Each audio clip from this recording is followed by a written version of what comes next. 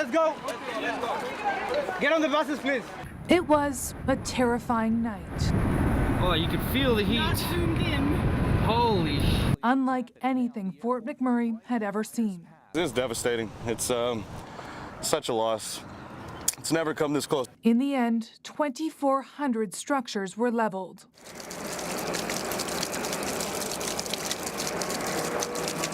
A city forever changed, an event few could have predicted. Monday, May 2nd, the wildfire had been burning west of Fort McMurray for 24 hours. Officials thought they were gaining the upper hand. I'm more encouraged today that maybe it won't hit town. The next day, despite a clear blue sky, there were warnings things could get worse. I just want people to bear in mind and don't get into a false sense of security. We're in for a rough day, and it will wake up and it will come back. 3 hours later, that turned out to be an understatement. Good afternoon. I'm Daryl McIntyre with a CTV News update. The breaking news out of Fort McMurray that we've been telling you throughout this afternoon. The forest fire that had been a danger for so many days has now proven to be destructive. 88,000 residents were told to evacuate and poured onto the highway, driving bumper to bumper south, finding empty gas stations and overflowing hotels.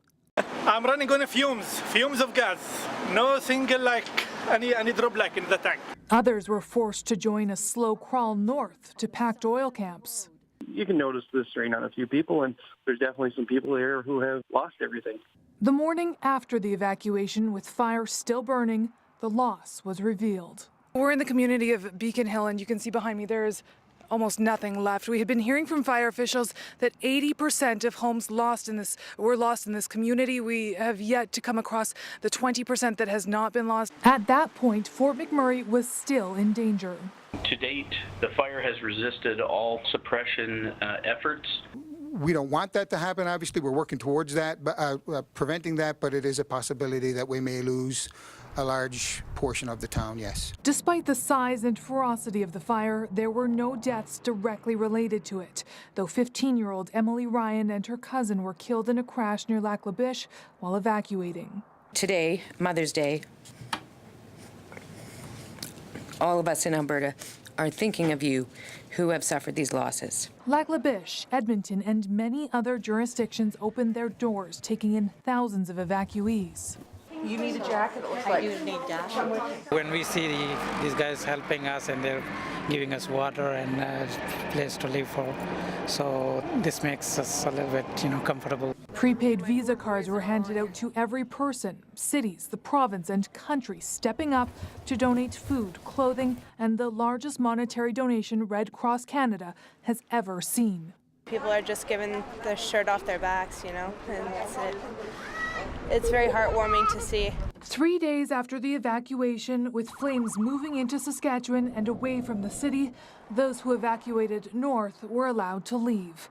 Convoys, 50 cars at a time, escorted by RCMP, driving south, stations along the way offering free gas and food. It was good up there. They were good to us there, so we're just glad to be out. Monday, May 9, 6 days after the evacuation, media were taken on a tour to see the empty city. The final tally, 90% of it was saved. Fort McMurray's still alive. We're here. We're ready for the future. And when we get you back, we can build the future together. Then the Prime Minister visited. I don't think Canadians yet understand what happened here. As winds shifted and temperatures finally dropped, crews were brought in from across Alberta, the U.S., and even South Africa.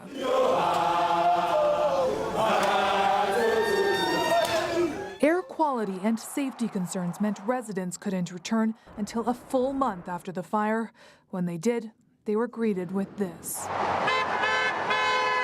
The re-entry saw each neighborhood repopulated one day at a time. I looked around and I was actually surprised that my goldfish was still alive. But not everyone could return. My recommendation would be for people that are like pregnant mothers, people with asthma, older people, that they stay away. Dangerous chemicals were found in ash and soil samples, meaning hundreds with homes still standing couldn't go back. That's the saddest part about it all, is that we don't know what we can take. Trained teams were brought in to go through the ashes, looking for anything salvageable. Some took it into their own hands. Not much, but it's all we got left. In the months that have passed, there have been issues with insurance, permits, and rebuilding. I understand there are safety issues. I understand that there are environmental issues. Help us clean up this mess. But progress has been made too. By September, the first house was almost up, many more in the works. It's nice to see we're going the right way. It was a devastating day that day, so we need to stand tall. City Council will soon look different too. It's highly unlikely that you'll see my name on the next ballot. Mayor Melissa Blake deciding she will not run for re-election next fall, and the man the world fell in love with.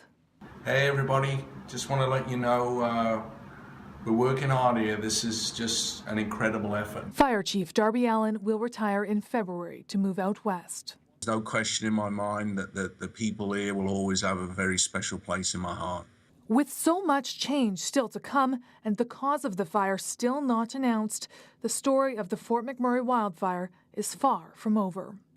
Brianna Karstens-Smith, CTV News, Edmonton.